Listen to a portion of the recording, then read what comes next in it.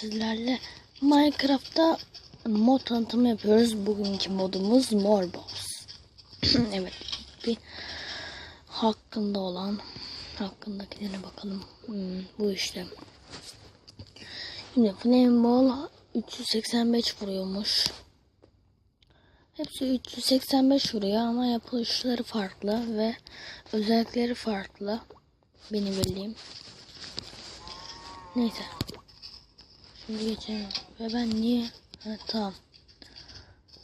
İlk bundan başlayalım. Bu shotgun bu. Okumuzu da alalım. Fire.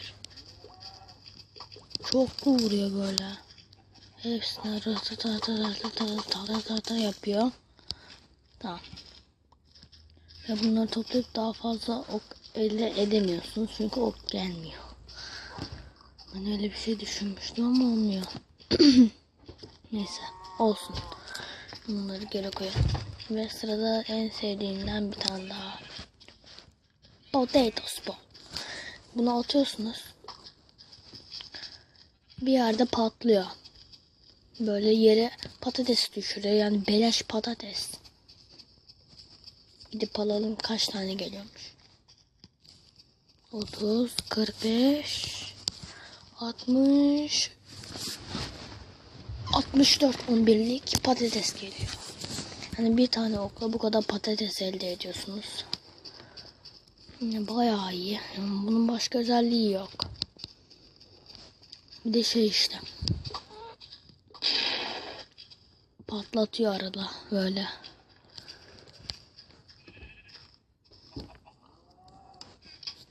Teleporter bu.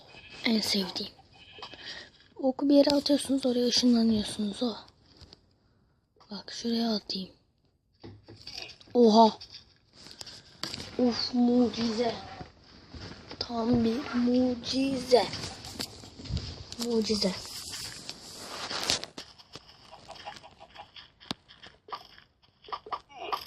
Oha. Teleporter baba tekrar alalım. Nerede? Evet bu.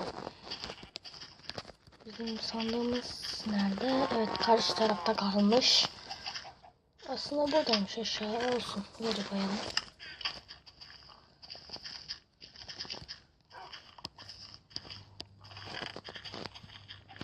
Patatesleri de geri koyalım. Tamam, teleporter buldu. Evet, şimdi en sevdiğim geldi. Biz bir tane canavar alalım. Yok, creeper olmaz, o patlıyor. Patlıyorsun abi. Şimdi gece yapayım da yanmasını görmeyi. Evet, bir sabah yapalım hemen.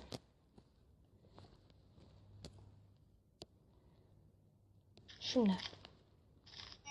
Oha! Ne vuruyorsun? Şimdi öyle değil tabii ki de. Onu yere atmanız lazım. Yere attığınız yerde donuyor onlar. Böyle. Ama onlar da işe yaramıyor galiba. Evet, bunlar da ok olarak. Ama iyi de vuruyor. Normal ok. Şu o zaman onun üstünde deneyelim. Gel. Don. Niye donmuyorsun? Yavaşla. Ana. İşe yaramıyor. Oh. Hayda. Oh. 3 vurdu. Dur. Tamam. Evet. Şimdi sıradaki bu. Evet, Explode Ball. Şimdi hepsi patlayacak. Bir şey çıkmadı. Oh! Allah!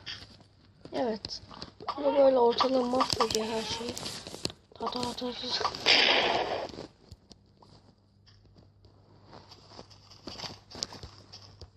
Böyle. Evet. Tanımadığınız ne kaldı başka bir şey? Flame. düşündüğünüz gibi yakıyor. Attığımız ve bayağı güzel ışık saçıyor shader'ı. Shader'ı da linkte veririm. Süper bir shader.